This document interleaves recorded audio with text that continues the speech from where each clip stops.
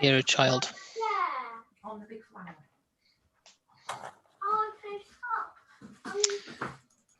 Okay, so we're live streaming now.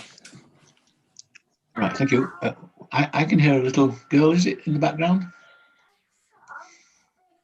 I mean, probably the most sensible thing we'll hear all morning, but I don't really think we ought to be broadcasting. I think everyone needs to go on mute. Yes, please. Right, we're going to start then. It's 11 o'clock and we're quorate, so let's go. Apologies for absence, Colin. One apology from Councillor Richard Smith of Kirklees. Thank you. Declarations of disposable pecuniary interests, anybody? No, thank you. Number 3, exclusion of the press and public, not appropriate. Number 4, page 1, the minutes of the meeting in November.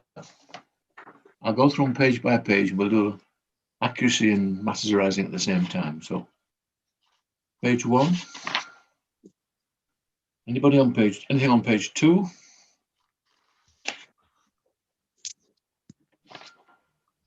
Page 3. A lot of these things will be covered later on in the agenda, but that records our deep discussion on our alternatives. Page 4.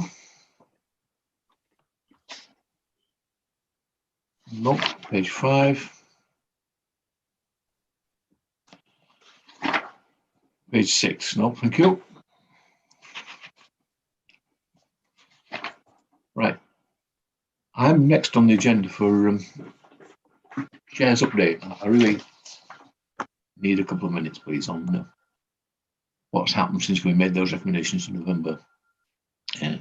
We agreed almost unanimously on option 1, which was what we call the select committee plus working groups, and that was then presented to the combined leaders. The 5 leaders met.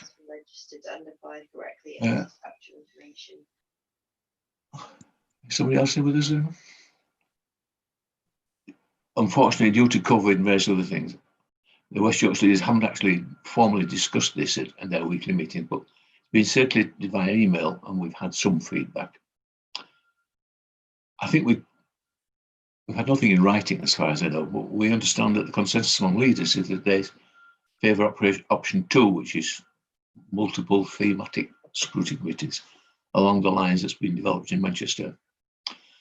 And therefore, the leaders asked the officers of the Combined Authority, led by Ben, to produce a proposal based on option 2, Manchester, as we have on option 1. Now, I'm not asking anybody here this morning to change their minds or present a case either way.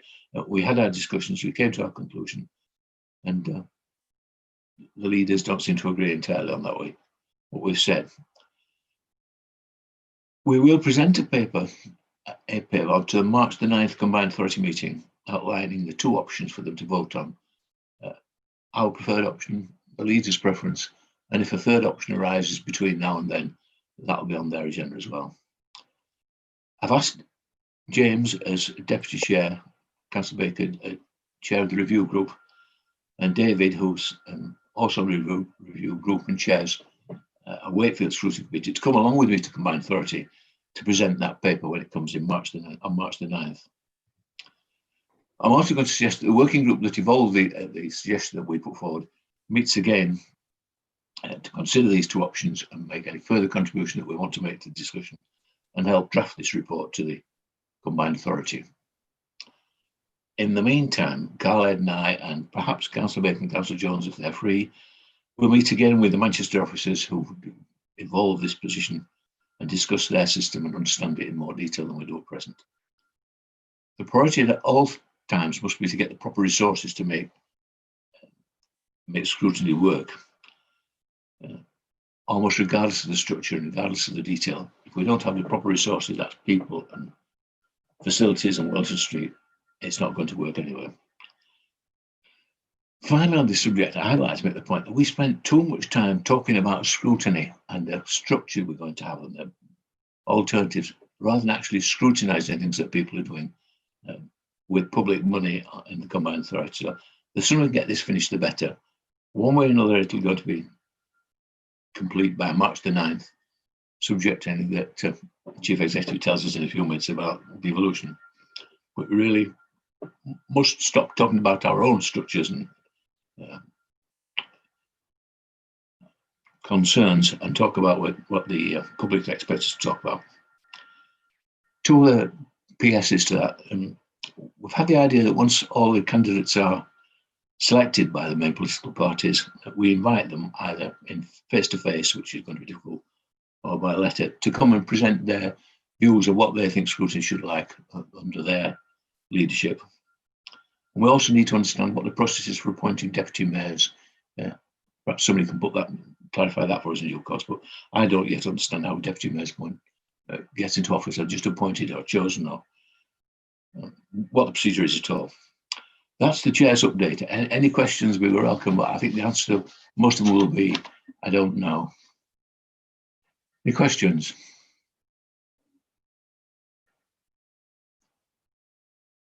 Thank you. Item 6 on the agenda is the Merrill devolution update. I think Councillor Rhodes wanted to say something. Oh, sorry, Betty. Yes, Betty, please. You have to go off mute.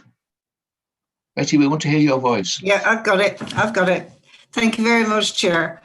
In terms of the process that you've got to go through to the leaders' meetings to quantify or reason out the next option, the Manchester option has been mentioned.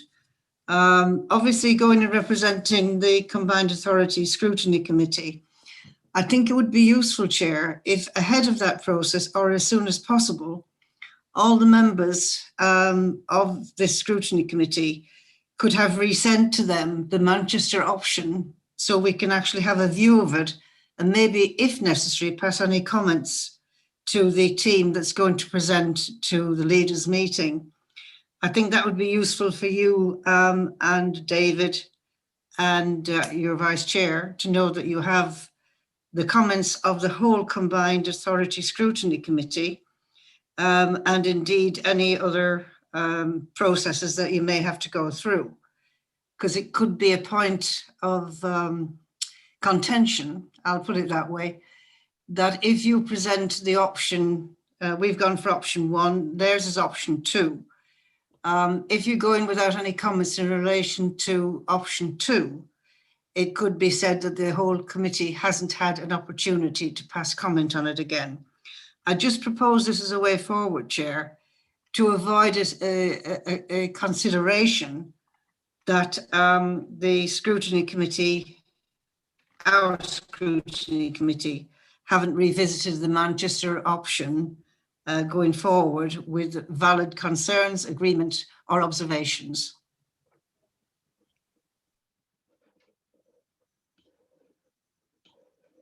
Yes, that's sound. I think, Betty, we'll take note of that. Khaled, you've written that down, but we'll let people have a summary of the Manchester option as soon as it's practical, and we'd invite anybody to comment with as much details as they wish, please. Thank you, Betty. That's most useful. Right, we move on, do we? Councillor Baines. Stephen, sorry, go on.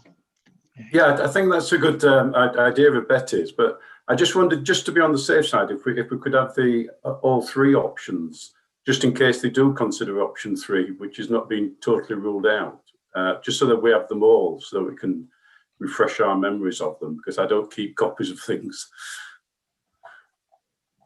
That's practical, isn't it? There was a paper which summarised all 3 of them, wasn't there? Yeah, I can do that very easily. Thank you. Thank you, Stephen. Have I missed anybody else, Colin? No, thank you. Mr. Still, over to you. Chair, thank you. So you've asked me to give an update on where we are with devolution, and the item 6 on the agenda includes what I hope is a fairly comprehensive paper of where we currently are. So I'll just say a few words to introduce the main topics in the paper, and then stop for any questions or conversation. I think the place to start is with the mayoral order process. So there's a table set out in the paper on page 8 and 9 that sets out where we are through to the end. I think the key bit of update that isn't in the paper, because it only happened over the course of this week, is that the draft order was considered in the House of Commons and was affirmatively voted this week, and that's positive, and that means it goes forward to the House of Lords for their affirmative vote. I think that is next week. So fairly soon after that, we will know whether the order is going to will have completed its passage through Parliament.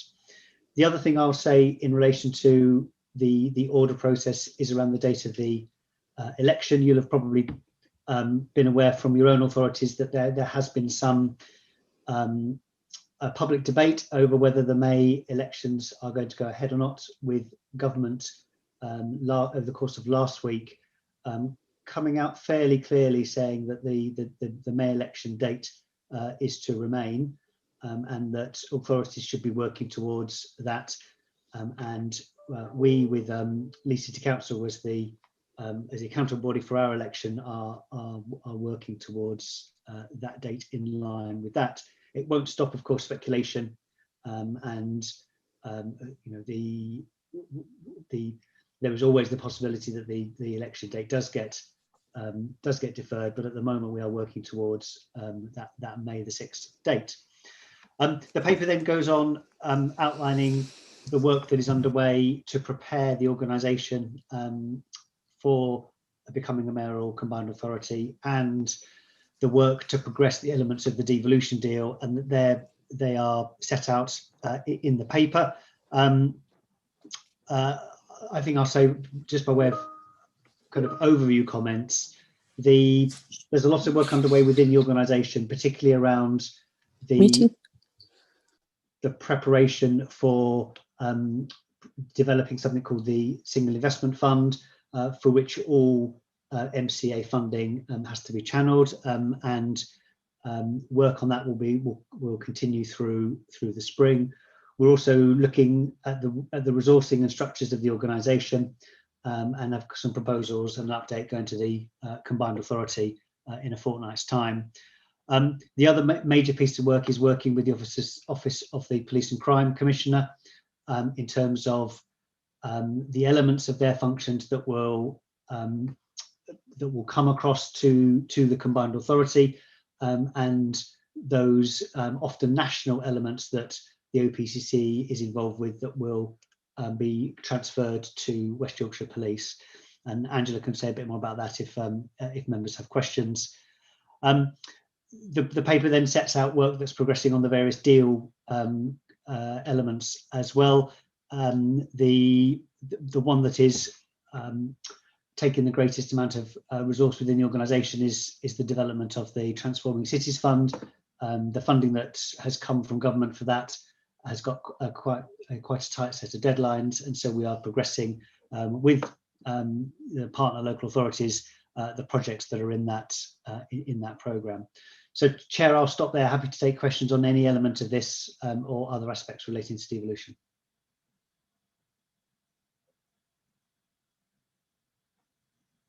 I think you're on mute, Chair. I'm sorry. How many times have I done that? Questions to Mr. Still, please. Yeah. James, I can see you first. Jeff, you're next. Okay. James first. Thank you, Chair. I mean, my question really, I know they're saying the elections will go ahead. I just wonder what the authorities' views are on how you can have a fair and free election when you're not even allowed to deliver a leaflet or knock on doors or campaign in any way, because it just seems to me that it's not a situation in which we can actually have that public debate around who the mayor's going to be and have that democracy around it. Chair, would you like me to address the question? Please, yeah. I guess, sorry, it's quite a political question, isn't it? It's quite a difficult one for a chief exec to answer, but there are challenges, I guess, around how we can, promote the candidates that perhaps there needs to be some other way of thinking about it or doing it, or, what can be done to ensure there is some kind of chance to air those political debates for all candidates. I think you're absolutely right, Councillor Baker. It does.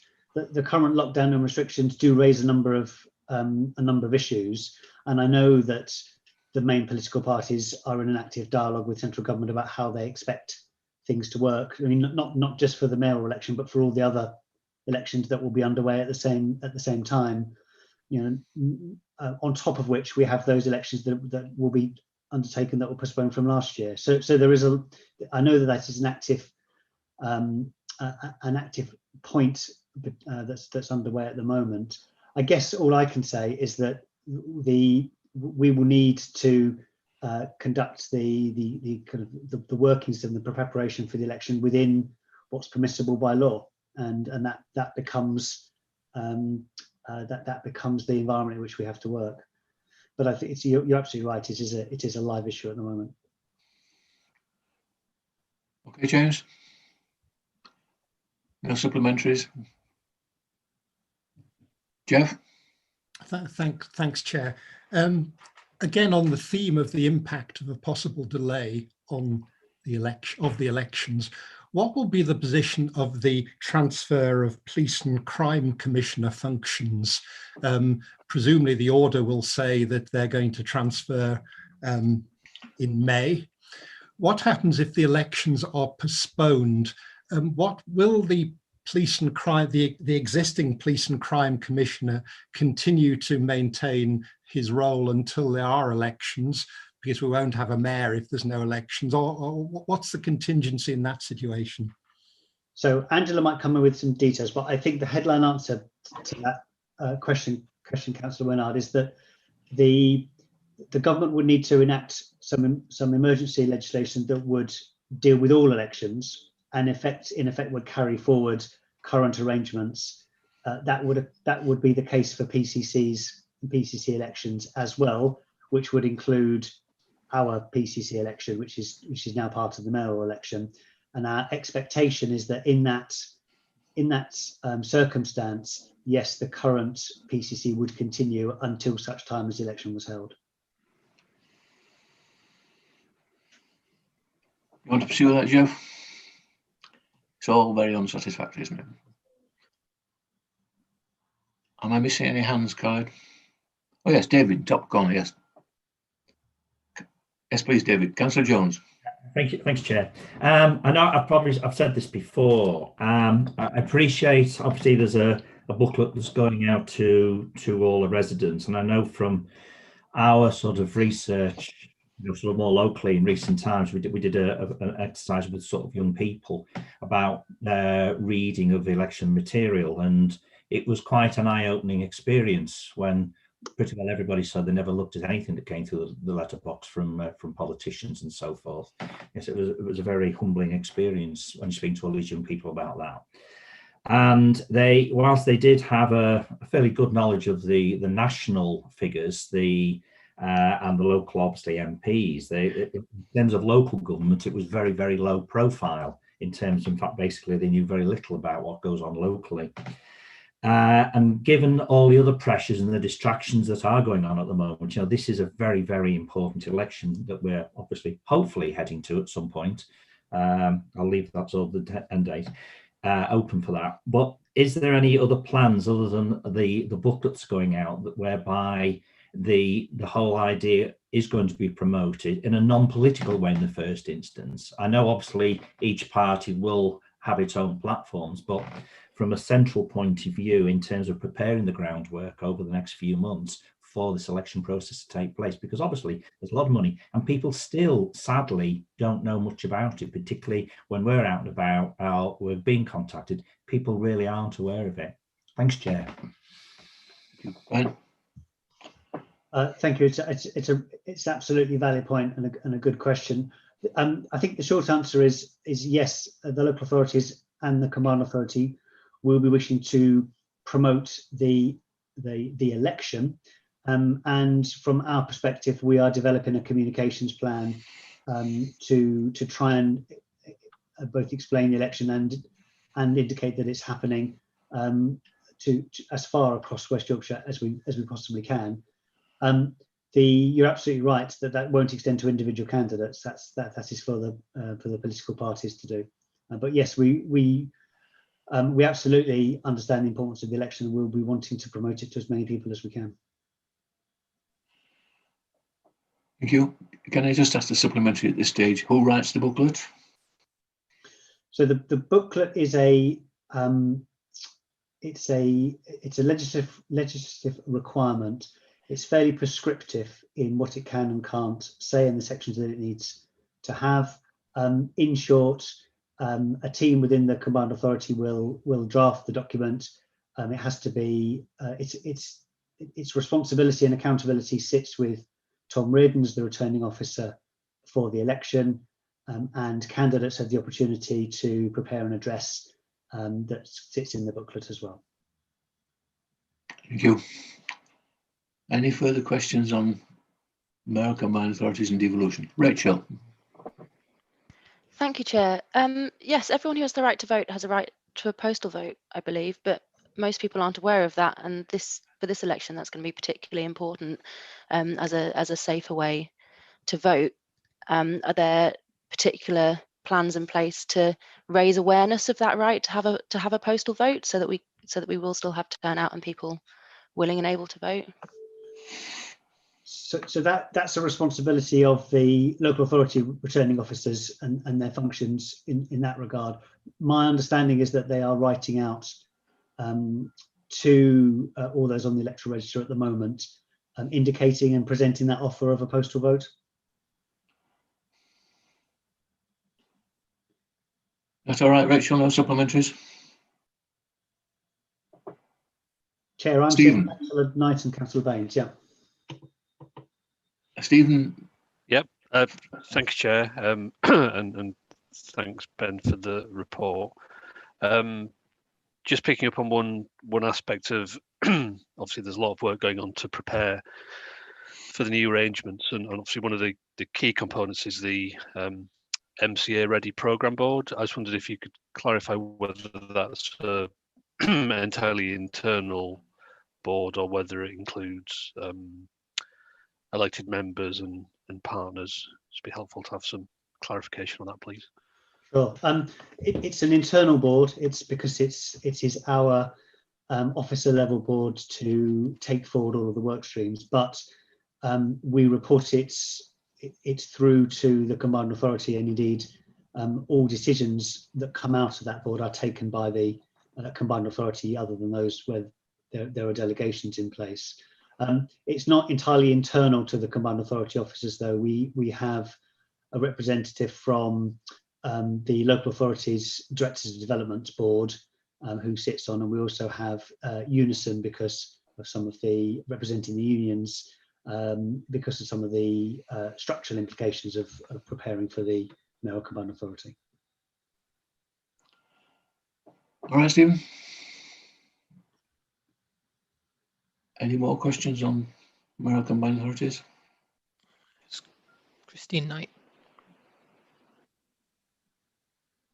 Thank you. My question is in relation to page 14 in the Housing Revenue Fund. I just wanted to clarify, is that fund only for building new properties, new housing, or is there any funding there for repairs to existing stock? It's a good question. My understanding, and apologies, but I don't think that section is quite correct. But my understanding is that is for the preparation of, in effect, the business case to understand the viability of taking forward sites, generally new sites, but that doesn't rule out sites where there is reclamation and regeneration elements as well. But primarily, that is about the developing new housing sites. Okay. Could I ask a supplementary? Supplementary, of course, yes, come. So if as councillors we identified a need for massive repairs, you know, a serious need in our wards, would we be able to have access to any funding from that pot or any other pots that are held across the authorities? Can I take that question away and come back to the committee with a note? Sure. Just to clarify that? Yeah. Thank you. That's a good question. It'd be useful if we could all see the response, please. That's Yep. sort of thing we all ought to be asking about. Thank you. Thanks. Carl, have I missed anybody else? No, okay. Angela, is there anything you want to contribute to the Merrill devolution question before we get to the budget? No, I think Ben's answered all the questions there. I don't think I've much more to add to that. So if there are any wider questions, happy to take them, or if members have questions subsequently or as we progress, please, just send them through to us. We can answer outside of the meeting if there's things that are concerning people as the sort of the pace hots up as this progresses.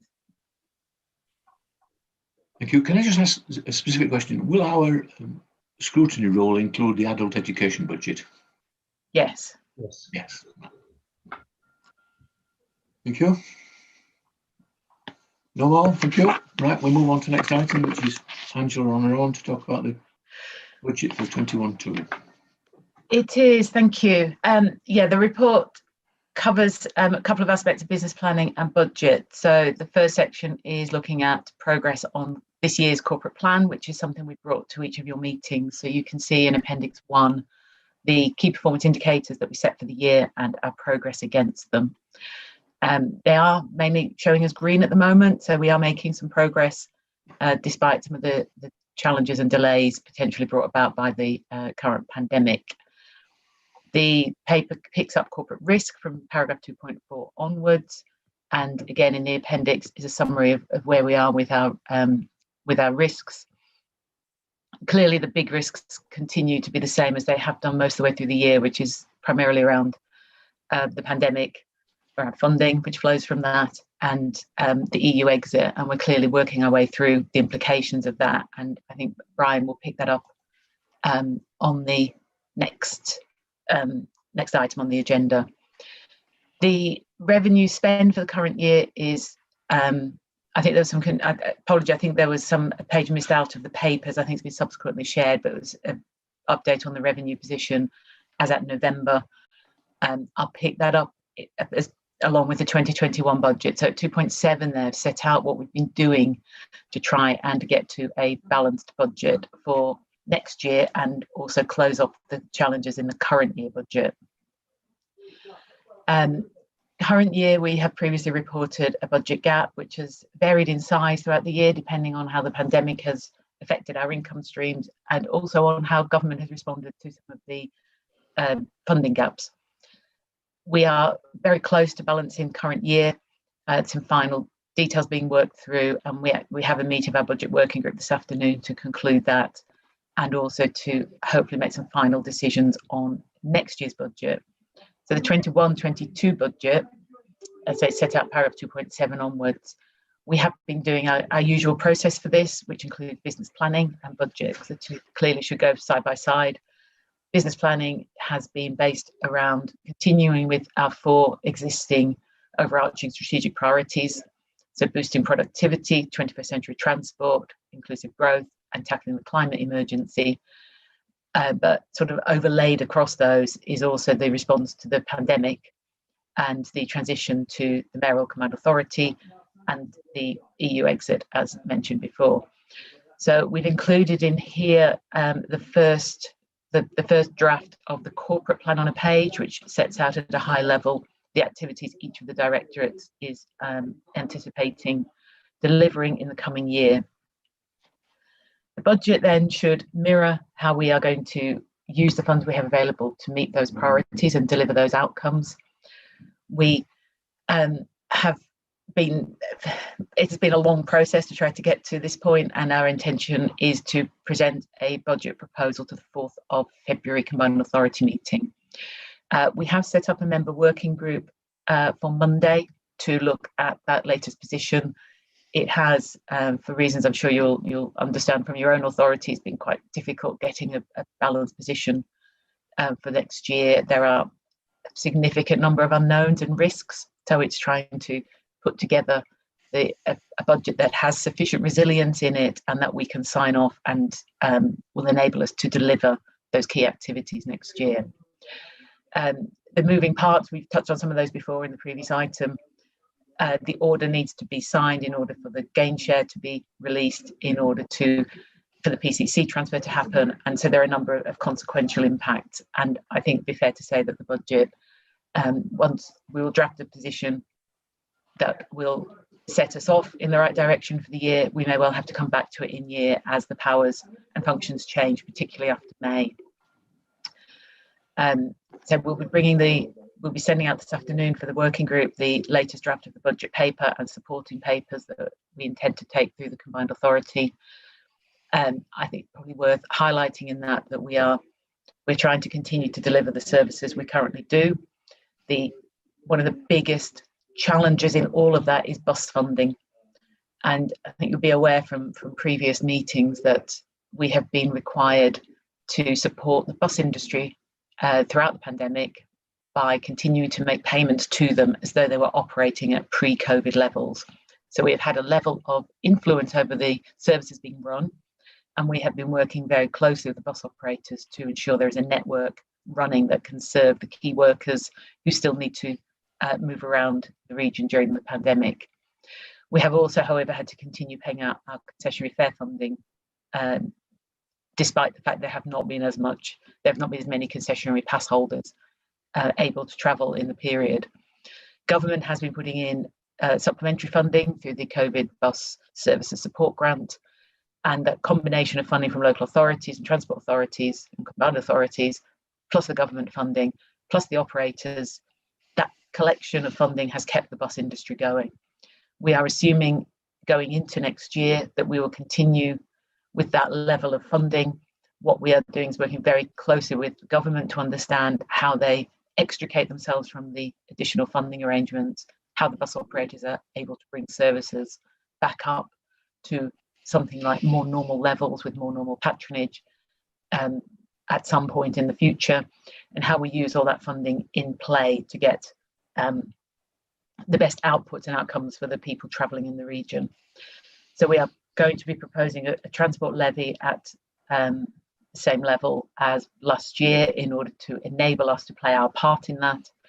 There are clearly risks, as nobody has a crystal ball to say when the pandemic, the current restrictions will change, when people will go back to travelling in ways that they did a year ago and more.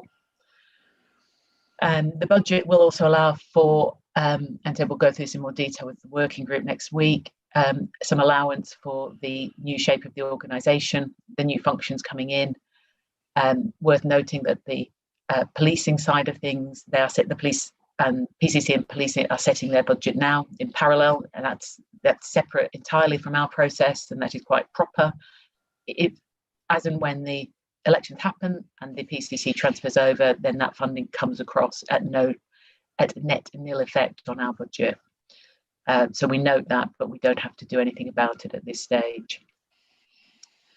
There are still some savings we need to find for next year. It's not going to be an easy year. There are many demands, and we are still looking for some of our funding next year to be confirmed. And there are some gaps, particularly on the capital side, where it's still unclear how, for example, the Levelling Up Fund will work, what our access to that will be. And some of our current big funding programmes start to draw to a conclusion. So our growth deal comes to an end in March this year, and the Leeds Public Transport Investment Programme also draws to a close, formally at the end of March, but there is capacity to carry that forward into concluding all the projects in the coming financial year. I'll pause at that, and if there are any questions, happy to take them on any aspect of what I've just covered in that report. See Jeff straight away. Yes. Councillor Winlow. Thank you, Chair. Angela, you mentioned that we were now close to being able to balance this year's budget. Have any difficult decisions had to be made to actually get there? What actions particularly have we taken to ensure we've been able to nearly balance our budget this year? That's a good question. I think we have been very careful with where our money has been going. We set a budget at the start of the year that was balanced. We have tried to stick to that as much as we can, and we've reached a point partway through the year where we were looking at whether we were going to have to start cutting back on some of our delivery. We've managed to keep going with the some of the government funding that has helped supplement where we've lost income. But we have been looking at how we can do things more effectively, more efficiently. A number of activities fell by the wayside a little bit because of the focus on responding to the pandemic. So we've been able to try to divert bits of funding around to make better use of them. And we have kept a close eye on anything that has involved more additional resource. And it's been quite challenging that we've had things like the Transforming Cities Fund, where we got the money, the Getting Building Fund, both needed a really quick response and really quick delivery. And we've been trying to do all of that within the resources we've got, and stretch what we've got a bit further. So there has been some additional growth where we've had those additional funding streams, but we've tried to make the rest of what we've got stretch far enough. The same challenge going forward, we're looking at whether we need to use our capitalisation more, whether there are things we can do around our treasury management, and try to stretch out further income and reduce expenditure further to be able to deliver against all the aspirations that we want to deliver against. And does that involve using some of our reserves? At the moment, we think we're just about there without using reserves. I think we flagged there's a risk we might need to use a small amount. We set the reserves last year at just under 8 million, which, given the money that flows through the organisation a year, is probably nearer 400 million, is quite a low figure. It's based on we do our reserves policy based on risk. And I think there are many treasurers across the country who have seen this year as the year to the risks have been absolutely realised and have raided reserves. We have done our best not to do that. We have, however, had to fund some activities like the Mayoral preparations at risk. But as long as the gain share arrives, once the order is laid, then we shouldn't have to draw on reserves to do that. We have underwritten that from the gain share that should come this year. But knowing that if there's any delay to that, we would have to use reserves. And we're trying to keep reserves at a similar level going forward, because once we've set our budget, we don't want to be in a position of having to come back and find more funding. We can't easily change the transport levy in year, and the rest of our funding is fairly fixed beyond that. Okay, thank you. Can I supplementary? How much does the central government supplementary grant mean? How much have we received? Can I bring that answer back to Monday? Because I've got it's scattered about in different places. So we've had money to support the some of our lost revenue on bus services that we operate. We've had some funding on what the government classifies as sales fees and charges. So where we've lost income on M-card sales and some of our activities on the travel side. But let me bring a list to the working group and I can share it with the wider committee as well. Thank you. Can I also ask what? I'll wait a moment. Betty. Thanks, Chair. Just a supplementary, if I may, Angela, and to the Chair as well. Earlier on, Chair, you mentioned at this meeting and at the previous one that due to the further additional work that there was additional resources needed. I wonder, and obviously, I agree, I think we all agree with that. I wonder at what point, or if it has already been looked at, what those resource needs are, because obviously there are revenue implication. And going forward, any discussion that needs to be done in terms of how those resources are going to be identified it's got to be obviously across the board in terms of local authorities, I would suggest. But there again, we haven't seen how much or what the intention is in order to add value to the marvellous work that Khalid does. Now, this is something I think that has to be identified sooner rather than later, because obviously our budget's going in February, yours is going in February, everybody's is probably going in February. It may be minute in terms of the overall picture, but have we any kind of report or paper suggesting, Chair, what we do need and what the consequences would be? Who's going to answer that one then, please? I can respond to that one. Thank you. It's a very good point. We have been working through with the local authorities about some of whether the gaps are across the local authority family, because everybody has pinch points and areas of scarce resource. So we are actively in those conversations with authorities and where potentially we could use some of the funding coming in to help supplement that. So whether it's better project management resource, whether it's better procurement resource, or better policy support across policy areas that previously haven't particularly been for the Combined Authority to be involved in, but there's an opportunity here for us to help do that. We have one of the proposals in the budget paper is that we use an element of the Mayoral Capacity Fund and the gain share to provide for some further staffing resource, till the detail of which still to be fully agreed. We did agree last June or July, we went back to the Combined Authority to set out the work programme that we needed to do, and got approval at that point for using some of the gain share on specifically legal input, project support for the PCC transfer in particular, some finance support. We have also added in as part of the budget proposals, within that sort of capacity resource funding, we have included the recognition that Scrutiny will need further resource. We haven't specified what that is, but we have suggested that some of the money in there is allocated to further Scrutiny support. Depending on how the conversations go, we need to determine what that best is and how we make that happen. May I come back? Yes, go on, Betty. Yeah. Yes, Betty. Yes, please. Thank you very much. So,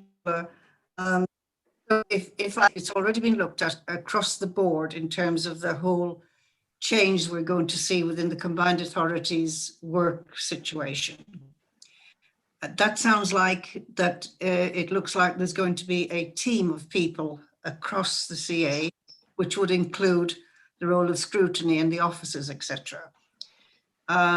So they must be able to identify, or you are in the process of identifying, what that team will be and how they will function across the new CA, as we'll call it, under the new Mayoralty. What I'm also wondering, Chair, is, and obviously none of us need extra meetings because we know how it is at the moment. We're all up to our eyeballs with Zoom and Teams and Skype and all the rest of it. At the moment, when I look at the structure of the Scrutiny in relation to the Combined Authority meetings, the one question I had in my mind when I looked at the dates was, A, is there any discussion or thought about increasing the number of meetings in a year for the Combined Authority with the new mayoral position? And if so, is that going to be matched by any increase in the need for Scrutiny meetings to match any increase there are? Because obviously we want to be in the same pipeline, so to speak, to be able to continue to move on any additional information, such as, for instance, the adult education. That is going to be a massive, massive piece of work. But that's just a thought in my head, because as we're looking to the teams that need to be able to address it, we need to make sure that we've got the people and the officers in place appropriate to the needs of the future, Chair. Better. Yes, Angela. Yeah, very, very good point. I think there is still some detail we need to work through in order to be able to know what the answer is to the staffing that we need. I think you're absolutely right to question how many meetings we're going to have. Well, the mayor, when they come into post, may have a view about how they'd like things to operate. We still have some of our work on decision making and committees to take back through the Combined Authority. So there are still some unknowns, which is why at this stage we're not proposing chapter and verse on specific teams, posts and detail, but rather we're acknowledging there will be a need for us to respond. And it's something we're probably going to have to work through as sort of the end position becomes clearer. We have already put some people in place, for example, to support AEB. A good example, the adult education budget clearly needs a team to work with it. So where we get clarity, we are moving. What the budget is going to try and do is give us a little bit of space to be able to respond and adapt as we need to. Thank you. Go on, Betty. Anything else? No, thank you. I'm satisfied with that. I'm sure the Scrutiny Committee will be getting a report as things move on, because it's always advantageous to know what the structure is going to be and how local authorities will have to address that, as you will know, Chair. Thank you. There's always the danger that we go for months being told it's too soon, and then suddenly over some weekend, it's too late. So you'll keep us informed and we will do what we can to contribute to the debate. Thank you, Betty, that's useful. Can I see on Councillor first, Eric? Eric first, then Stephen, yes, thank you. Yeah, you're mute again, Eric.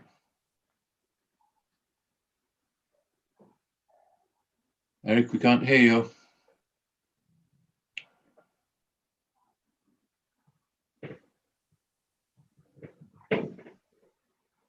I think we're going.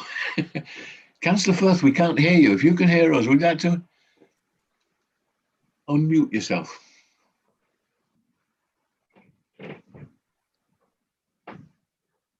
Right, well, we're having a problem there. We'll move down one. Councillor Stephen, are you? That's yes.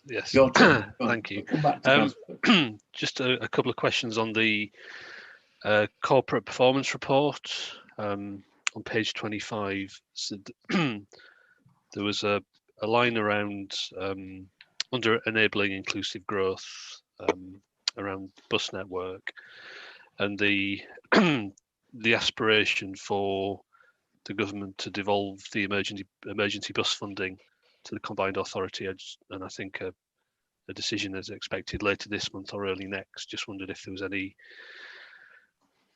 indication as to whether there's an appetite for government to do that, and if they were, what additional flexibilities or opportunities that would provide to the combined authority. And then a second question around further down on the table under the delivering 21st century transport heading, delivery of HS2 and Northern Powerhouse Rail. Just wondered whether this is likely to be further impacted by some of the funding changes announced recently in relation to Transport for the North. It may be entirely, we may be sort of insulated from that. Just wondered if there was any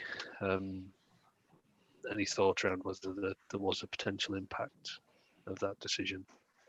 Thank you, Chair. Exactly. They are very hot topics, but I think Ben's come off mute. I suspect he might want to take these ones.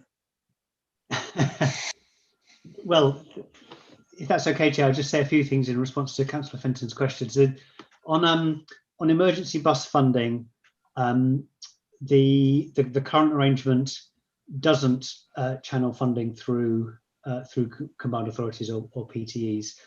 However, the government has indicated that it is now looking at what the path to recovery will look like, and is signalling that there is potential for some of the recovery funds. In other words, the transition funds, as the government steps back from supporting bus companies to run services, but without the revenue income from passengers. As it steps back from that to channel some of that transitional funding through authorities like ours.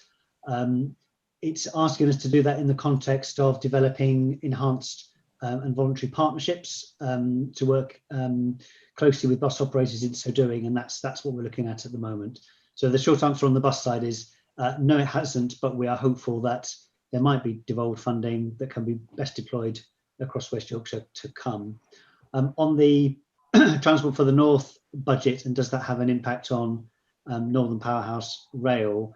I think what sits behind your question is that it's fairly well understood now that the government has reduced the funding for Transport for the North. And in particular, it has ended the funding for the programme that was developing smart ticketing across the North. The Northern Powerhouse Rail programme, although the funding has been reduced, it's not significantly reduced, and our understanding from Transport for the North is that they will still be able to progress the Northern Powerhouse plans as they were previously intended to over the course of this year. Supplementaries? No, Councillor Firth, we can hear you, I hope. I hope so. I don't know. Oh, there we go. Yeah. I just wanted to follow on from Betty when she was talking about scrutiny, more meetings, adult education, and then the police. Angela touched on this earlier in a very small way. When we become a mayoral authority and the police come under the umbrella of this organisation, will the budgets follow? Will we have direct control over the police budgets? And will that help actually the combined authority going forward? Is that you, Angela? It is. The policing, the mayor takes on responsibilities for policing and crime. So ultimately the responsibility sits with the mayor, so it is a mayoral function. The budget will shift across to us, but it is clear through the order and through much of the other legal framework around it, we have to keep the police funding, finances and reserves separate to the rest of the combined authority funding and reserves. So we'll have to run two sets of parallel books. So they will be treated differently and there will be different decision making around them. There will continue to be scrutiny and overview and governance reviews of the operations of the police. So police and crime panel will continue. There is already a joint committee on audit, and we need to look at how that sits alongside our existing governance and audit arrangements. So all of that will be coming back through the combined authority before May to set out how all of this will work in the future. Be really clear which of our current committees, what responsibilities our current committees have, what might need to change as a result of the mayoral election and the functions being transferred in, and what still stays the same. So that will all get set out. We're still working through all of that detail and looking at any options in there to make sure things continue to work as well as they do now, or indeed enhance them if we can. Thank you, Angela. Cool. Dot, are you here? Well, Councillor Foster? Hello. Yes, There you are. thanks, Chair. Yes, I'm here. So yeah, I've got a couple of questions for me. Firstly, I'm looking at the where is it? Lost it. The delivery of 170,000 square footage of commercial space, and wondering what sort of commercial space that is, and if it's office space, are we confident that there's a need for it given the very real shift in work patterns and so many more people, and the likely semi-permanence of some of that arrangement? At least I don't think everybody's going to go back to offices after COVID. So that's my first question. And the second question is about concessionary fares. Currently here we start them at state pension age. Some places in the UK start them at 60. Clearly there's cost implication for this, but how much, and is it something that might be revisited in the future?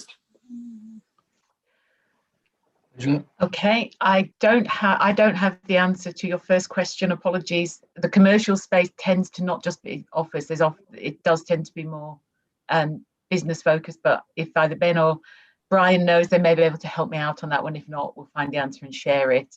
On your second point about concessionary travel, you're right. There is a statutory requirement for us to run the scheme at a certain level. It is then up to us how we want to enhance it, and it is our discretion to do that.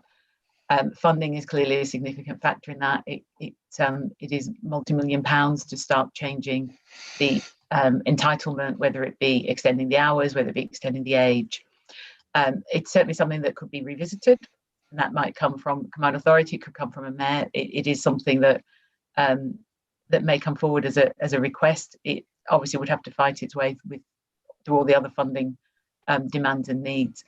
Don't think I have recent figures to hand. We have done some costings in the past around some of the equalisation and accelerating that, or around relaxing some of the times beginning and end, but it is some not insignificant millions. I can check if we have any further more up-to-date figures for you there, Councillor Foster. All right with that, Dot? Yes, that's great. Thank you very much, Angela. Looks like if you looks could like Ben find might know something. that would be very Oh, Ben helpful. knows something, right? Well, Chair, just to answer Councillor Foster's question on commercial space, that target relates to the enterprise zones, and primarily they are manufacturing industrial units that are being created on those spaces. So although there will be some associated office development, it's primarily industrial and manufacturing usage. If I just add, I think that's a fundamental question, because people are not going to go back to offices, aren't they? See, in the papers yesterday, Aviva, the insurance company, is going to assume that people work at home in future, and they're going to provide thousands of less desks. That was in the Times yesterday. We'll keep an eye on that. Christine, Councillor Knight, have you a point? Thank you. Yeah, mine's in relation to the buses again. So I was wondering, what is our situation likely to be in relation to our ability to run our own bus service going forward? Yeah. Who's going to answer that one? Chair, shall I have Yes, please. First attempt, and Angela can come in with the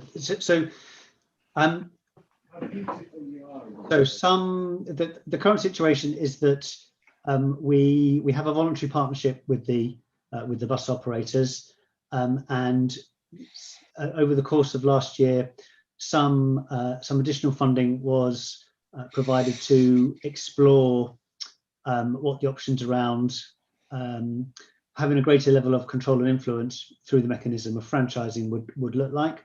It's fair to say that has been interrupted by the pandemic and the changing nature of the commercial bus situation over the past 9 months.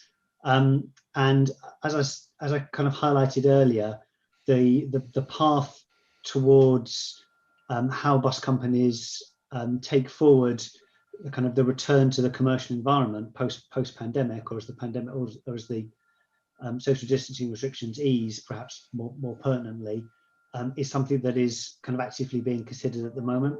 I talked earlier that one of the looking likely requirements to access the devolved funding would be through some form of enhanced partnership.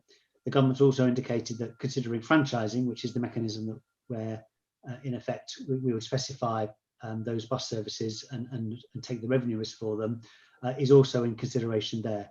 So that's a slightly long-winded answer of saying, yes, it's still very much an issue that members are considering. Work will need to progress over the current next financial year. Thanks, Ben. Supplementary, yeah. No, no. All right, thank you. Thanks. Am I missing anybody? Any more hands? James, yes. Yeah, thank you. So just on the budget, really. So we're at this stage waiting for the the final proposals to be published. I guess really my kind of question is then around what consultation there'll be on those proposals ahead of the decision on them. Will councillors and members of the public have an opportunity to kind of formally feed in via a consultation? Because obviously we as a scrutiny panel we're not going to meet, are we, in between the final proposals being published and the actual decision being made. So I guess we can kind of comment, and we've had a chance to look at the plan and the RAG rating, and that demonstrates there is some thought going into what the risks and what the priorities are, which is good. But it's not the same as being able to see the actual proposals and have a chance to comment on those. So that's one question. And then the second is really around what happens with combined authorities and external auditors and the kind of external analysis of what our financial position is. Because I know with local authorities, you've got the SIP for resilience index, and you can kind of look that up. Is there something comparable for combined authorities? And if not, is that something that our audit is looking at as to how we can develop, so that there's some ways we as members and people of the public can kind of get a quick overview as to what our financial risks are at this point in time? If I may, I'll take both of those. Good questions. Sounds like it does. financial position, value for money. I suppose at the moment, external audit, when they do the audit, the annual accounts, give both an opinion on the financial statements themselves, and they also give what is currently termed a value for money opinion. So our auditors signed off our accounts formally in November, and we had a clean value for money opinion. However, one of the results of some of the reviews of the world of external audit has been, and I think came out through the Redmond review, has been a recognition that a simple yes or no on value for money is a little simplistic. So there is a change coming in next year where there will be more work being done by external audit on how we determine that we're providing value for money, how we determine that our financial position is suitably resilient. And so there'll be some better external assurance on that we'd be able to share with members as that comes through. They're also changing the emphasis that they won't do a just at the year end opinion. If they see anything of concern during the year, during any part of their audit work, they'll flag that. So that's an external look at what we're doing. Your reference to the resilience index, you're right, that covers local authorities. I think there are some concerns that it's perhaps not nuanced enough to reflect the nature of different organisations. We had an early discussion about whether combined authorities could fit into that pattern, and SIPFA ultimately said it didn't really work. The combined authorities were too disparate at that point in time. It may be as they become more aligned and are delivering similar functions that it becomes easier to do that, but there isn't one at the moment. Having said that, we clearly talked to other combined authorities. We can collect some information if it would be helpful in going forward if you wanted to see some, and just thinking this aloud a little bit, but if you wanted to see some feel of comparisons of reserves, say, or other factors against other combined authorities, we could certainly look how we could pull something together and give you some reassurance about that in the next year or so. Thank you. Well, I think that sounds quite profound. That's really helpful, Angela, because I guess it's, in terms of us giving our comments as scrutineers, it's kind of having that snapshot of what our, I know you've got some of the risks in terms of projects, but I guess it's thinking about those financial risks and presenting that in a way that councillors and scrutineers can kind of have meaningful input on it in terms of budget proposals. And then my second question was about the whether there's any proposals for consultation once the actual draft budget is that. No, it's okay. Yeah. No, you're right. We don't formally have to put our budget out to consultation, and we are much more limited in terms of, because much of our budget goes on statutory elements. Having said that, we're very aware of that need to engage with the public, and that we should be as transparent as we can about what we're spending.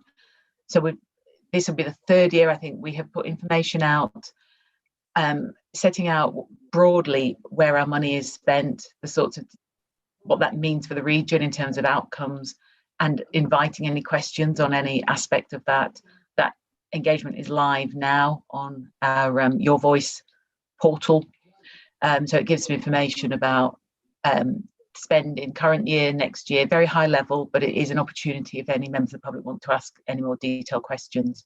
And we'll be bringing the outcome of that alongside the budget paper in February. I think it's something we probably want to build on going forward. I think particularly as we move into a world of having a mayor, and we haven't touched on the mayoral precept yet, but we need a mayor in order to have a mayoral precept. So there isn't one this year, but if there were one next year, I think one would expect that would be would go out to some public engagement, consultation, involvement. So we'll certainly keep that as a live issue for how we approach it next year. Great, thank you. Okay, James, thank you. Betty, you're in a queue. Councillor Hussain, then back to Stephen. Councillor Yusuf Hussain, are you there? We can't see you. Sorry, I have problems with my internet, so you're able to see me today, otherwise it interrupts the talking. Thank you, Chair. My question's around the financial side, because I'm hearing a lot of the words such as reduce and franchising and enhancing. How much financial deficit are we looking at And then the second follow-up question from that is, how much is the government willing to help support us with that financial deficit that we have? And if not, what are we expected to do in the near future if that financial backfill is not given by the government? That sounds like you again, Angela. Sorry, I was on mute there. Had my turn this time. Can I just clarify, Councillor Hussain, are you asking in terms of the whole of our budget, or is this specifically around the transport funding? No, just the whole budget. How much deficit are we looking at, really? That's right. Our intention is that we won't have a deficit by the end of the year. We had flagged at the beginning of the year that the loss of income could have been as high as 12 million over the year unless we took action or got supplementary funding. So our current position is we will present a budget which doesn't have a deficit. Challenge next year is, and we've highlighted it in the risks, is that if the pandemic continues, if our income streams dry up because of the impact of the pandemic or anything else, or there is a call on us to support bus services because of changes, bus operators going out of business or anything like that, that would create an in-year deficit, and we'd have to respond to it. Whether the government would step in to help those, they have helped out on the level of the pandemic, but they wouldn't generally provide additional funding for things that crop up in year. Hence, we have a level of reserves set that we could draw on to fill those gaps if we needed to. And our reserve plan going into next year will be to keep them around the 8 million mark. So it gives us a little bit of somewhere to draw on in case of emergency. If we were to hit significant challenges, problems, gaps in year, we would have to revisit the budget and go back with options to the combined authority for how do we reset the budget in a way that does bring it to a balanced position, whether that's using reserves or not. We cannot not have a balanced position by the end of the year. Okay, thank you. That answers my questions. Thank you. Stephen, you're next, and then back to Betty. Stephen? Yeah, thank you. It's really a question of, I've been led to believe that we have a £5 million investment in Croydon Council. Is that still the case? I can, yes, it is. We have some, as part of our treasury management, we place surplus funds out with other counterparties to minimise the risk of it all being in one place. We did cover this at Governance and Audit Committee last week, so we went through this in some detail. But in a nutshell, we have a treasury management policy, which is signed off and will be signed off again by the Combined Authority in February, is that we seek to diversify where we hold our cash balances. And these are temporary cash balances. This is not about investing in projects. This is simply as a result of the timing of money coming in and out of the organisation that we are left with a surplus cash. We put it out at, our intention is to protect that money, and we put it out to other institutions that are deemed within that policy to be low risk. Local authorities are deemed as very good, safe places to put funding. Clearly, in the last year, one or two authorities have had significant problems and have filed what's known as a Section 114 notice, where they are advising that they are at risk of bankruptcy in effect. That notice triggers actions for them to resolve the issues they've got and continue as a local authority. No local authority has ever been allowed to fail. The arrangement in place at local authority is such that the funding that borrowing, that treasury management is outside of that Section 114. We are comfortable that money will be coming back in. It's due to be paid back in March. We have been told that will happen, and we're not concerned. We believe that is going to be the case. It does get into the complex world of treasury management, and so we spent some time at Governance and Audit running through the detail of how we do treasury management, why money is placed out at other institutions. And we're not the only ones with money at Croydon. They are repaying debt as it comes due at the moment. Okay, Stephen. Yeah, is that we've only got the high and very high risk on the risk register. Is that still a risk though somewhere on the risk register? Because it is still a risk because, as you say, whilst no authority has been closed down, they are in severe financial difficulties because of the investments they've made. I think the treasury management risks are held at finance level. So I'll check it is highlighted on there. We are keeping an eye on it with our colleagues who do our treasury management for us. We'll let you know as soon as there's any indication there is a problem, or hopefully we'll confirm it's been repaid as it falls due in March. Thank you. Yes. I think I heard you say that we will get back what we expected to get back when we expect to get it back. Correct. Right, thank you. Betty?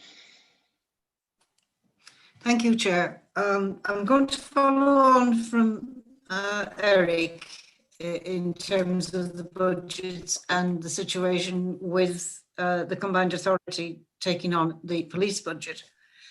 And I'm going to go back and reference the resources comment I made earlier on. Angela, you mentioned you're going to, in fact, have to run 2 lots of books, as we call them. Are you going to have a separate team looking at the police budget as opposed to it being all incumbent on the same financial team that we've got at the moment?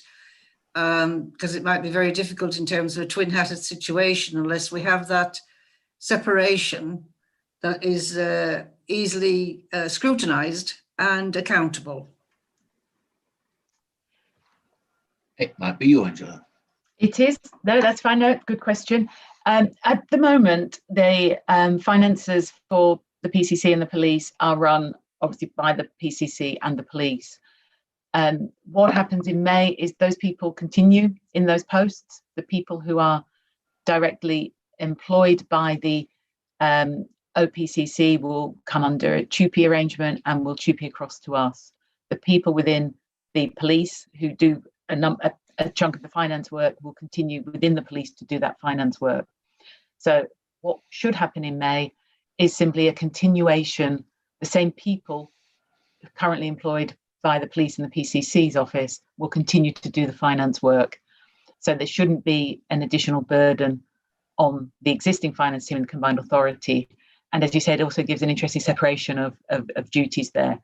I think clearly we want to make sure we bring all of that together in a sort of umbrella view back to the relevant parts of the organisation to report on. But certainly it is not, none of the transfer is should create additional resource burden on this organisation, because all the work stays the same and the people currently doing it will continue to do it, just with a different employer, if that makes sense. Thanks, Angela. Chair. Thank you. Dot, do you want to have another question? Yes, please. Thanks, Chair. Angela, I'm interested in the connectivity pipeline and promoting active and decarbonised travel for all communities.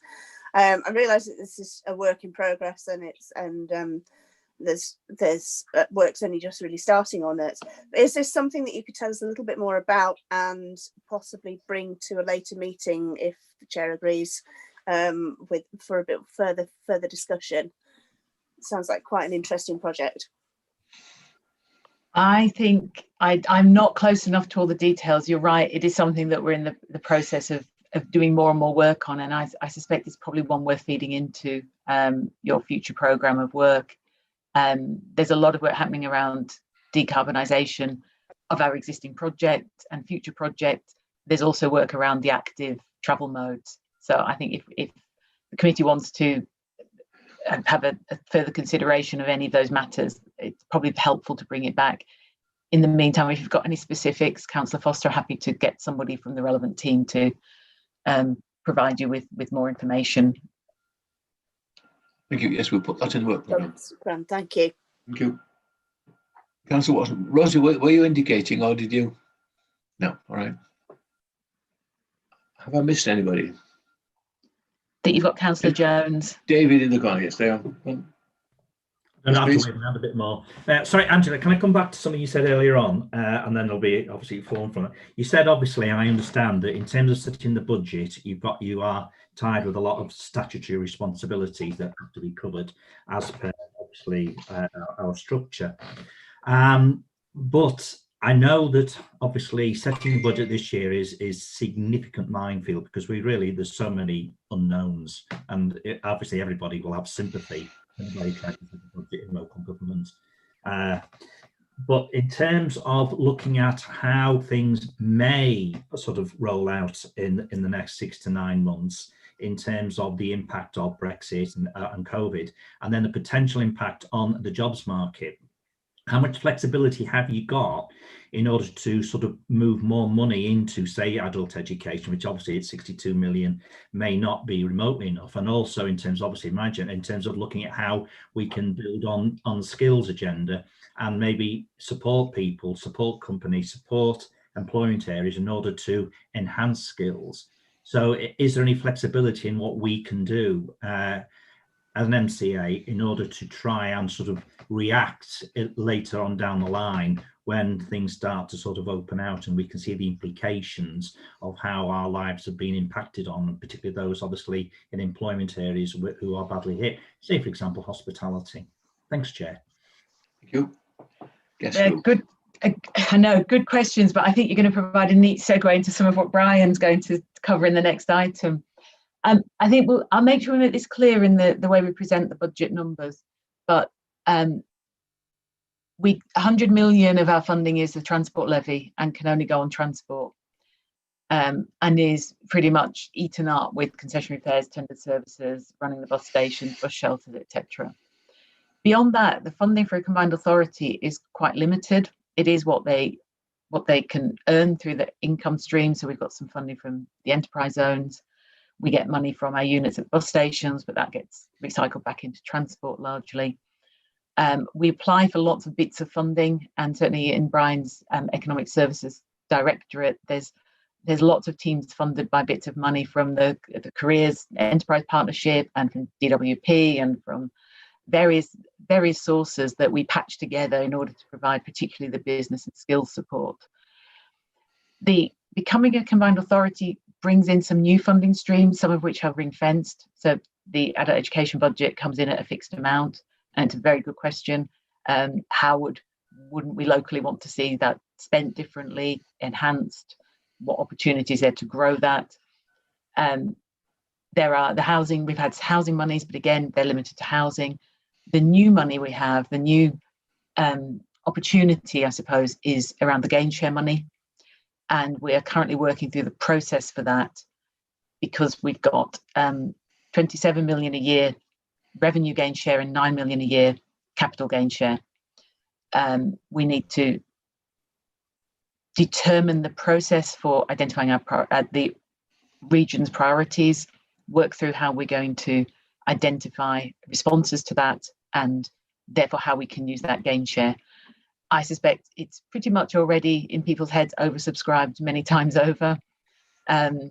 We've got an economic recovery plan that was done across a number of partners, and that set out over £1 billion worth of asks in order to get the region back up to where we want it to be and beyond post-pandemic. So the very long answer is, I think we need to be we need to make sure it's really clear in showing our budget. The amount of money we have to spend on other purposes than transport is currently quite limited. How we can flex the gain share and use that and equal our representations to government, which I think Brian might pick up in the next item, about more funding to support, particularly on the economic side and the jobs and skills. How do we get that devolved to us as a future stage of devolution, or in any way that can be made to happen? Supplementary? No? Just come back. Thanks a lot for that, Angela. And yeah, I really do appreciate the pressures that are coming to bear on this. But I think it will be something I think that people will be actively looking at in terms of how our vision goes to, and I suppose Brian may well be coming later in the next item. But I think people will be actively looking at how we are going to set that vision forward. And therefore, yeah, some people may well look at the budget and sort of say, well, where can that sort of go? And I really appreciate how you're saying, and I think it is an important point you make in terms of you having to sort of patchwork together a whole range of different funding streams in order to create, if you like, a whole. And I think it's something probably, yes, we will have to, as a scrutiny committee, as things move forward, be sort of regularly being briefed on where these things are going. You know, for example, in my area of skills, how is the skills agenda being dealt with? How are we sort of moving forward on these things, and what is the financial support for that? So we can then have a means by which we can challenge and expect, you know, sort of things to come in from outside. So yes, thanks, Chair. Thank you, David. Yes. Anything else on this item before we move on? No. Therefore, we move on. Mr. Archer, you're on stage now for economic update, please. Thank you, Chairman. I've got a short presentation, 7 to 10 minute presentation, which, if I may, will just summarise some of the challenges that we've got with and COVID and how we're responding to some of those challenges. So I'll just share my screen.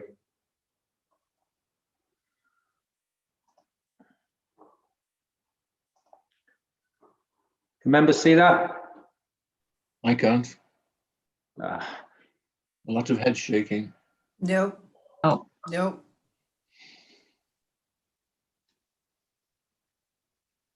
Host disabled participant screen sharing. Khaled, could you enable my screen sharing, please?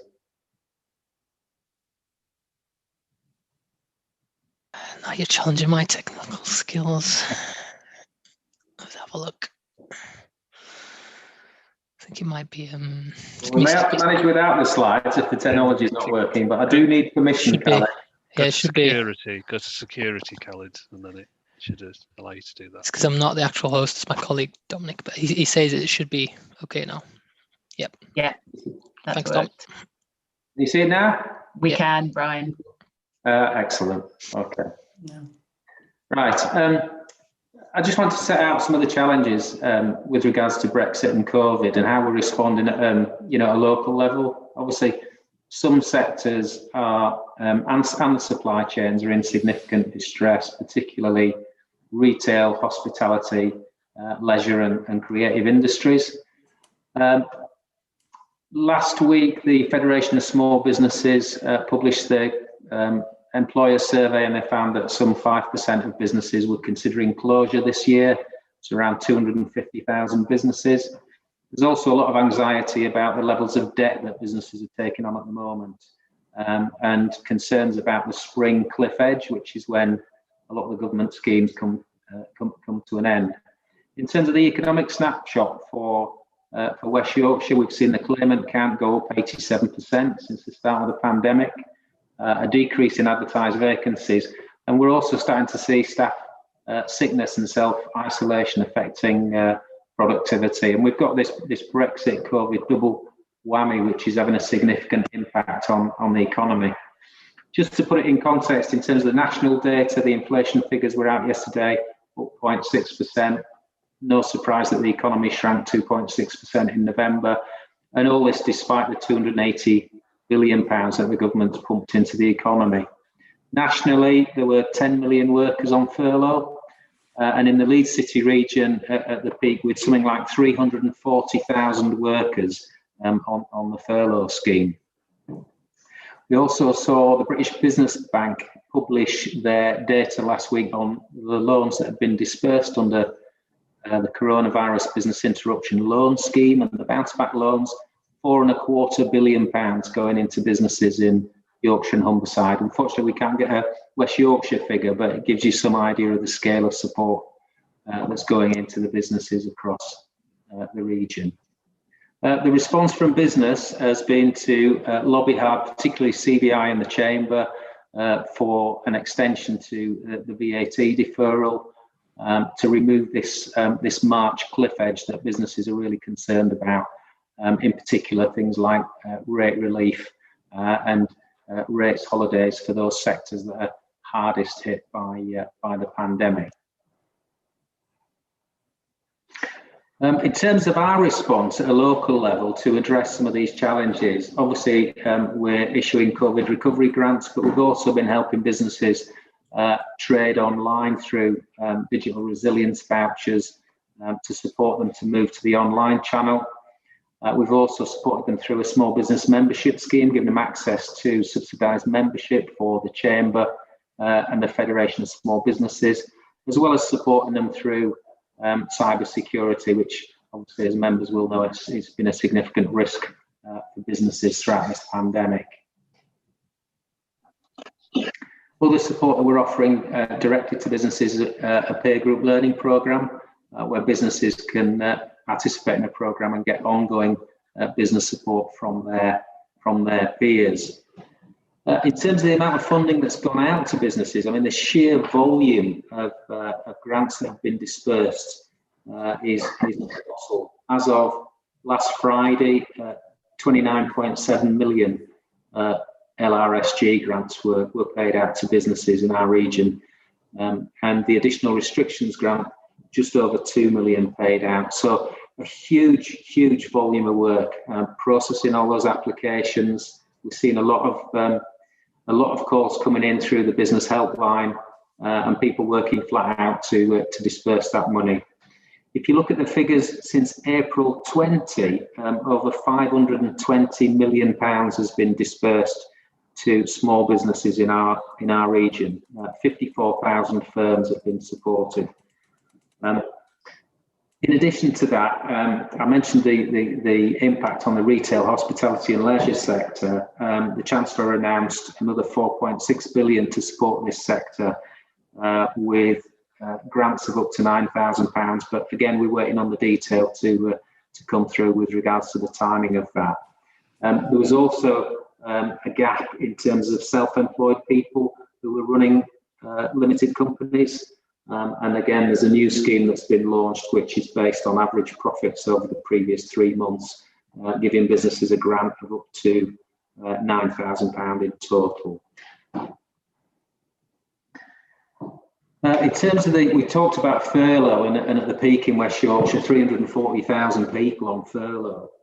What have we been doing? Well, we've scaled up the employment hub, which is to support people on furlough and people that are unemployed get matched up to job vacancies and job opportunities.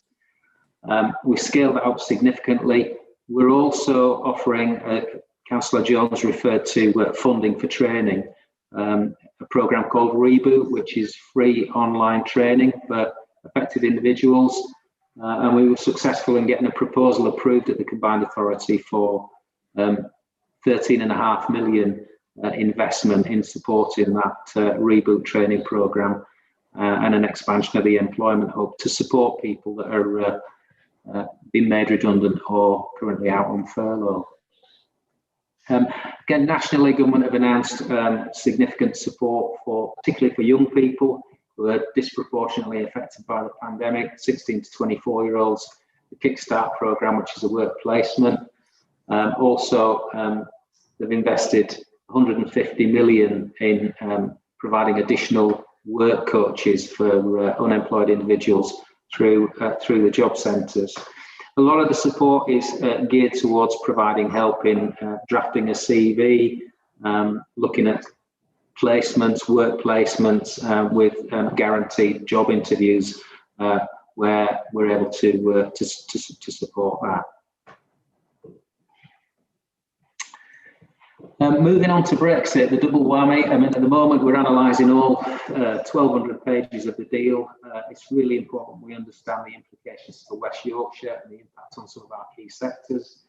There were some highlights in terms of zero tariffs, but new rules on documentation with regards to origin of products.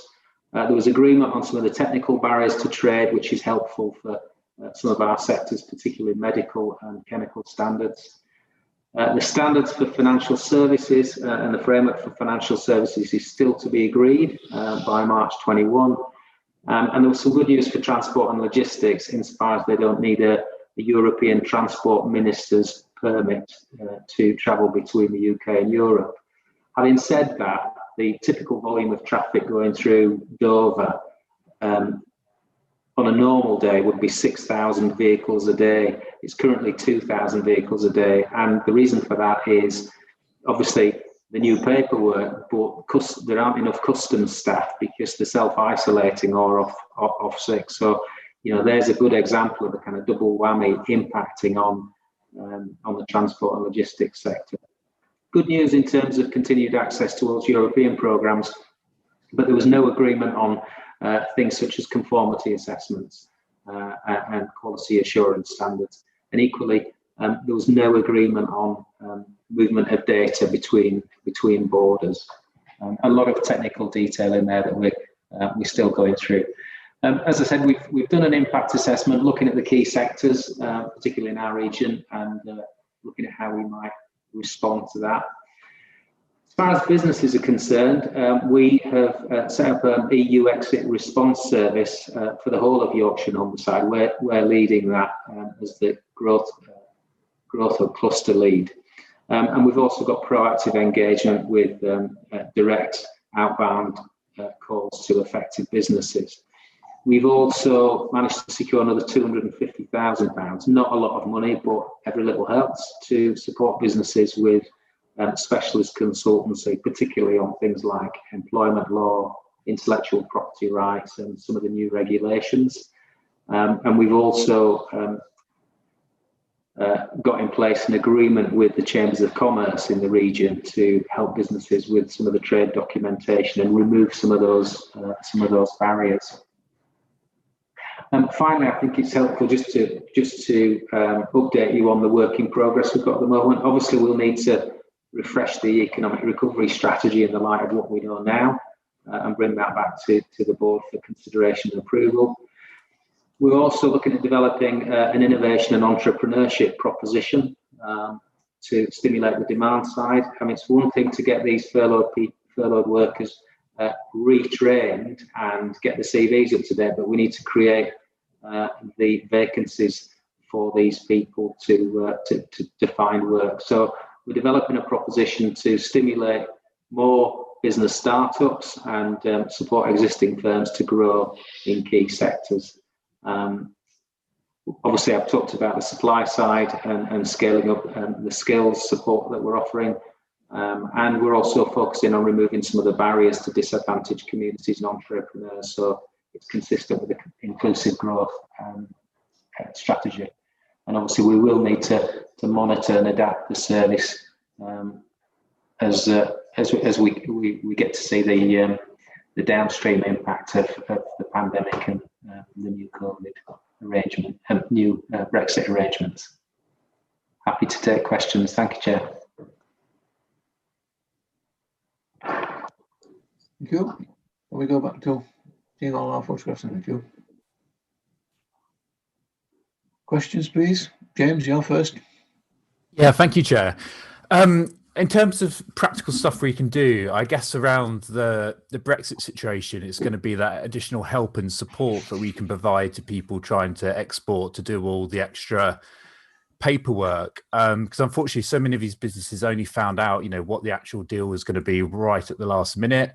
And instead of kind of, reducing red tape, it appears the current FTA arrangements that the government has opted to have actually increased the burden of red tape on our local businesses. So then we have the risk here, especially for the smaller SMEs and people trying to grow their export markets, that, the technical hurdles and the inadequacies with the IT systems around it are actually going to be a big barrier to trade. And there is some stuff, some of that is around just how complicated it is. And if anyone's looked into like the sort of stuff you have to do, especially if you're looking at kind of food exports, the veterinary certificates, the certificates of origin, all of that kind of stuff. And if you're in more complicated products that have kind of origin of materials from lots of different companies, it really does get very technically complicated. And so I guess there's a role for us as a combined authority in terms of trying to make that better in terms of offering that support and education for those SMEs. So I'd really like to hear a little bit more about what we're planning to do more over the next period in time to kind of make the best we can out of the situation. hopefully, you know, the systems, the technical IT systems and stuff will improve over time, and that will lessen as a problem. I mean, yeah. I mean, I think, yeah, that's a really good point, Councillor Baker. I think the biggest challenge we've got is what we're able to deliver with the funding allocation that we've managed to secure from BEIS, which is £250,000. Now, that BEIS funding specifically to help businesses with Brexit has been pushed out to provide specialist technical expertise, and also working with the chambers to provide support for documentation. And obviously we're offering online support as well and webinars. So we're looking at lower cost channels to reach, you know, more people to provide the support that they need. You're absolutely right with regards to some of the technical issues, particularly in the food and drink sector, which is actually one of the bright spots in this pandemic. That we are seeing significant growth in some businesses in that sector, but issues such as food labelling, particularly in Ireland, can be a significant challenge, and getting that specialist technical advice is now very, very expensive. I was chatting to Sandy Needham, Chief Executive of the Chamber, and she was saying that the day rates for some of the subject matter experts on things like, you know, food labelling and some of these technical issues have shot up to something like £1,200 a day, which is beyond the reach of most SMEs. So for our part, we're doing what we can through the programme of webinars, online support, and obviously the trade documentation through the chambers, and some specialist legal and technical help through EGS, Enterprise Growth Solutions, who we've contracted with to deliver the service. A really good point. Thank you. You want to pursue that, James? No, I mean that's good to hear. I mean, I guess the thing is we have to consider our own resources, don't we, in this budget process we're going through, and what, you know, what is worth it in terms of the business rates and income and economic regeneration we're going to get back from helping those SMEs and, you know, reach those technical milestones, versus obviously if the cost is £1,200 a day to get a specialist, and it's going to be hard for us as the combined authority to kind of like tap into that expertise and resource, isn't it, to kind of get it out there as an educational program. But it's going to be, I think, you know, when we look at things like the adult training skills agenda, it's going to be something that we need to be equipping and upskilling people in and enabled, and how to kind of meet those technical hurdles moving forward, because we're going to need to do that if we want to, you know, be a region in the country which is accessing the external markets that we want to. Thank you. Do you want to comment on that, Mr. Archer? I absolutely agree with the points that have been made. The resourcing is always a challenge, so we need to be more innovative and creative, and that's why we're trying to reach more people through the online channels. You know, if we can pay a consultant £1,200 to do one day's worth of webinars and reach 2,000 businesses, then that's one of the ways in which we can make the resources go further. Being absolutely honest, if I look at the level of government support, if you look at the national website, it's very limited and very confusing and difficult to access for SMEs. So we do spend a lot of time trying to simplify that access to the support for small and medium-sized businesses. But yeah, good points, and we'll take that on board. Thank you. Thank you. Any more questions, Mr. Archer?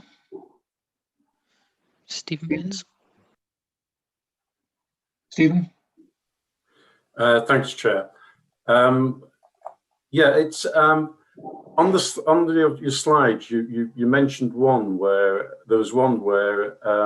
you're helping employees who are furloughed to find another position. But as far as I understand the furlough scheme, if you are a new employee,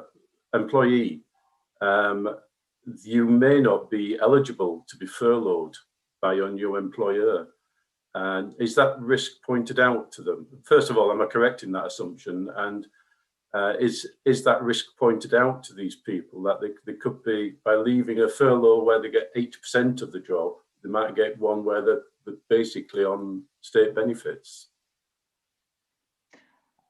I'd have to come back to you on that one, Councillor Baines, just in terms of the furlough eligibility. The training is fully funded, and the job matching service through the employment hub shouldn't be. It would be. I'll have to come back to you on that point. I want to double check rather than. Yeah, sorry, I thought that you're sort of helping people to get another job, you know, elsewhere, not training them for the job. I thought it was. No, well, there's two aspects for it. There's the reboot program, which is training, and that's for people that are on furlough or not working.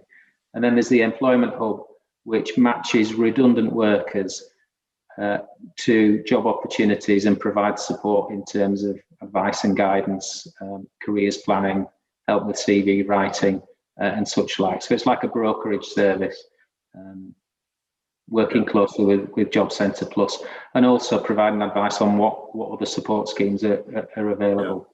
Yeah, I was just more interested in those who are actually receiving furlough at this point in time. As far as I understand it, if you were not employed at the end of September 20 and you moved to a new employer, you will not be furloughed. Yeah, that is. I think that is correct. I think that is correct, but I can come back to you on that. Yeah, fine. Thanks. Thank you. Jeff, I can see you. Yes, thank you. Councillor Wynnard.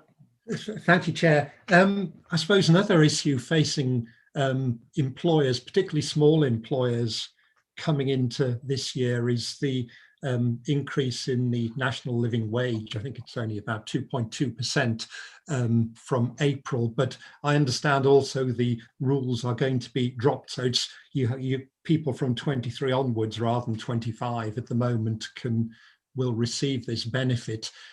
Whilst it's clearly good that lower paid people have increases in their pay, I wonder whether the impact of that has been modelled on our region in terms of what impact it could have on employment levels and additional pressures on small employers, particularly in this very challenging economic climate.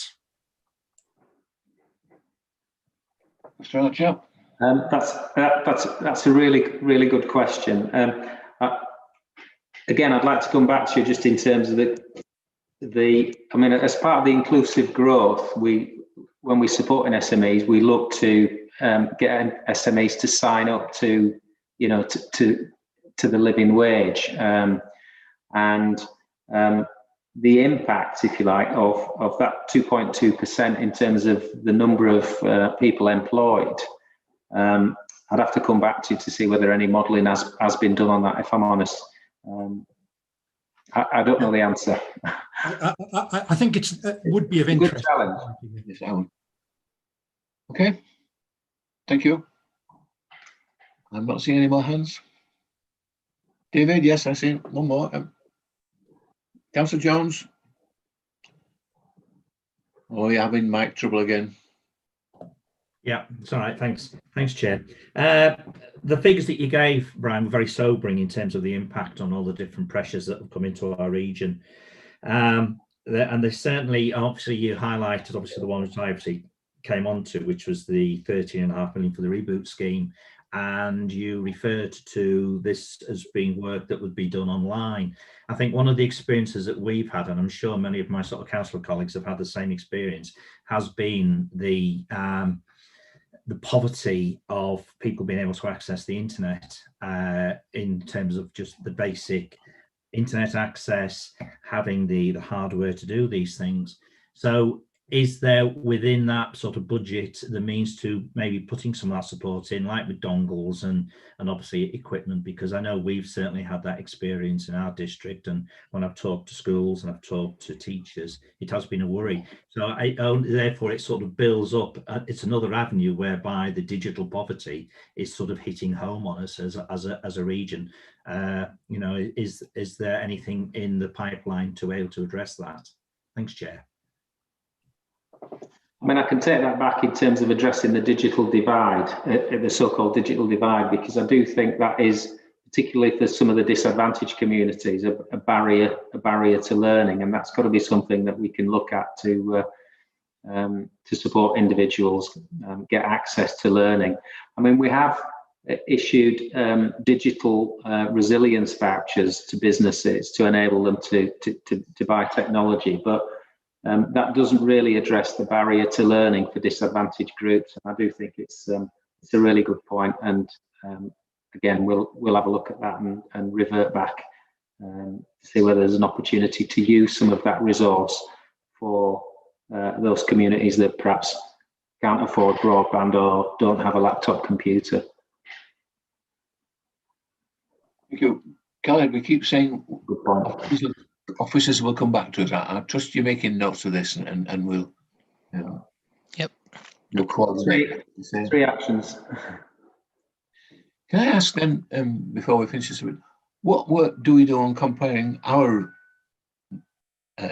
reaction to COVID in the EU with other regions? And do we have anybody looking at they're doing it better in Newcastle or doing it better in the West Midlands, something like that? Yeah, I mean, we do benchmark what's going on in other regions, and so, for example, the big pressure at the moment has been getting the grants out to businesses, and BEIS published the disbursement of grants figures by geography last week, so you can see the sheer volume of funding that's going out to the businesses, and we do look at sort of comparable benchmarks in terms of the support that's been offered for small and medium-sized businesses. When we've looked at them, what do they tell us? Compare our performance to? Yeah, I mean, our performance is pretty good. It dispersed. If you look at the business population and the value and volume of grants that have been dispersed with the resources that we've got, because we've done that obviously working with our local authority colleagues, working with the 21 growth managers, providing all that support. Actually, we fare very, very well. We're certainly in the upper quartile. The stats are published on the BEIS website. Thank you. No more questions, I think. Well, please pass on thanks to all the team who wrote this report. It just in 8 pages, there's thousands of hours of work. Thank you very much indeed. We appreciate that. We'll move on to item 9. Khaled, Scrutiny Work Programme. Yeah, just give me a second. Yes, there's not much to report. As there weren't any working group meetings that should be mentioned. It was discussed earlier during the budget item. There is a finances and corporate working group meeting on Monday, the 25th, because of tight timescales around the budget. It's the only time it could be considered before it was published in the combined authority papers. So the working group members, not everyone can make it, unfortunately, but that meeting is going ahead. And I suppose if anyone else was really interested, there's no reason why you wouldn't be able to attend. It's via Zoom, and hopefully there'll be papers ready soon. So it can be accommodated is the point. The other thing, we should have really done this at the beginning, but we have a new member. It's Councillor Eric Firth of Kirklees, who's replaced Councillor Paul Davis, who's been appointed to the Kirklees cabinet. Apart from that, there's nothing else to report, really. Okay. Yeah. As I said at the beginning, the more scrutiny we do and the less navel gazing we do about our own organisation, the better we're doing our job. Any questions? So I was going to say, I suppose the agenda for March 19th is still rather open. I suppose one thing we'll do is report back the final scrutiny structure that's decided, if it gets decided on time. And we currently have on the agenda the usual sort of COVID recovery, corporate performance monitoring. I guess we can report the budget once it'll be approved by then. And devolution update, which I imagine by then it will be live and the new powers and functions, etc. will be live. But I guess it's up to the committee to decide if they feel there's anything else they want to. Well, it doesn't have to be now. People can contact us in the next month or so if anybody else. An item on the agenda. Thank you very much, everybody. Is there anything that people intended to say and haven't had a chance yet? I'm not seeing anything. Thank you very much. We're meeting again in March. Good afternoon. Good afternoon. Thanks, everyone. Thanks, everyone. Take care. Bye. Bye. Take care. Bye.